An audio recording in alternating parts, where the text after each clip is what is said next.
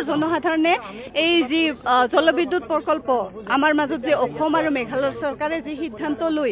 কলচি নদীত উকিয়ামত যি জলবিদ্যুৎ প্ৰকল্প স্থাপন কৰিব ওলাইছে গতিকে আমি সেই প্ৰকল্প বিচৰা নাই যেহেতু জনসাধাৰণে ৰাইজে যেহেতু ৰজা আৰু আমাৰ জনসাধাৰণে যেহেতু তেওঁলোকৰ লগত থাকি তেওঁলোকক সমৰ্থন জনায় এই অঞ্চলত যি তেওঁলোকৰ চৰকাৰক সমৰ্থন কৰি আহিছিলে গতিকে তেওঁলোকে জনসাধাৰণৰ ক্ষতি হোৱা কাম যেহেতু আমাক চাপি দিছে যি প্ৰকল্প সেই প্ৰকল্পৰ বিৰোধিতা কৰি আজি আমি ইয়াত দল সংগঠন আমি উপস্থিত হৈছোঁ গতিকে আহি থকা দিনত যাতে তেওঁলোকে জনসাধাৰণৰ ক্ষতি হ'ব পৰা এনেকুৱা সিদ্ধান্ত নলয় জনসাধাৰণক যাতে জল জুলুমকৈ তেওঁলোকে সিদ্ধান্ত যি জলবিদ্যুৎ প্ৰকল্পৰ সিদ্ধান্ত সেই সিদ্ধান্ত যাতে চাপি নিদিয়ে তাৰ বাবে আহ্বান জনাইছোঁ গতিকে আমি প্ৰয়োজন সাপেক্ষে তেওঁলোকে যদি এই সিদ্ধান্ত বাতিল নকৰে আমি ইয়াতকৈ আৰু ডাঙৰ বৃহৎভাৱে আমি জংগী আন্দোলন কৰিবলৈ প্ৰস্তুত আছোঁ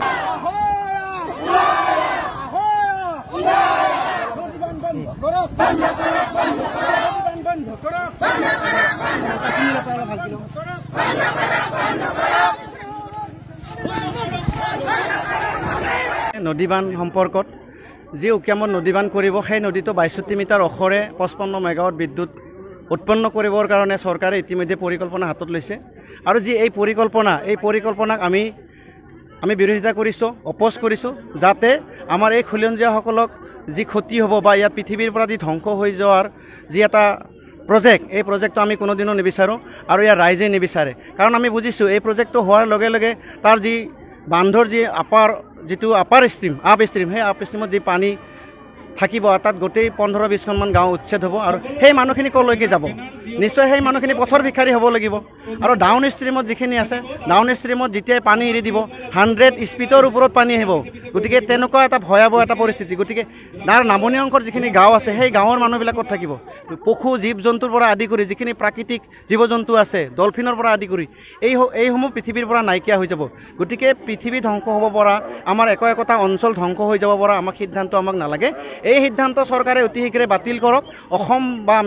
মেঘালয় চৰকাৰ দুখন চৰকাৰেই এই সিদ্ধান্ত বাতিল কৰক তাৰ বাবে আমি আহ্বান জনাইছোঁ আৰু ইয়াৰ পিছতো যদি চৰকাৰে মানি নলয় তেতিয়াহ'লে আমি গণতান্ত্ৰিকভাৱে আজি যেনেকুৱা ধৰণে মেমৰেণ্ডাম দিবৰ কাৰণে আমি ইয়াতে হাজাৰ ৰাইজ আমি ইয়াতে সমবেত হৈছোঁ ইয়াতকৈ আমি ইয়াত হাজাৰ নহয় আমি লাখ আমি ৰাইজ সমবেত হৈ কিনে আমি প্ৰতিবাদ কৰিবৰ কাৰণে আমি আগন্তুক সময়ত সংকল্পবদ্ধ আছোঁ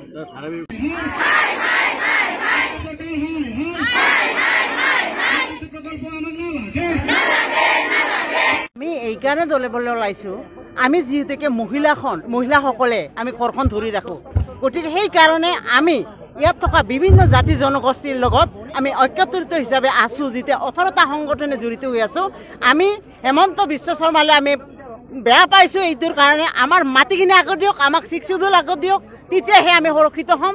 আমি যদি এইখিনি আমাক নিদিয়ে তেতিয়াহ'লে আমি জংগী আন্দোলন কৰাৰ কাৰণে প্ৰস্তুত আমি মহিলাসকল সদায় সাজু হৈ আছোঁ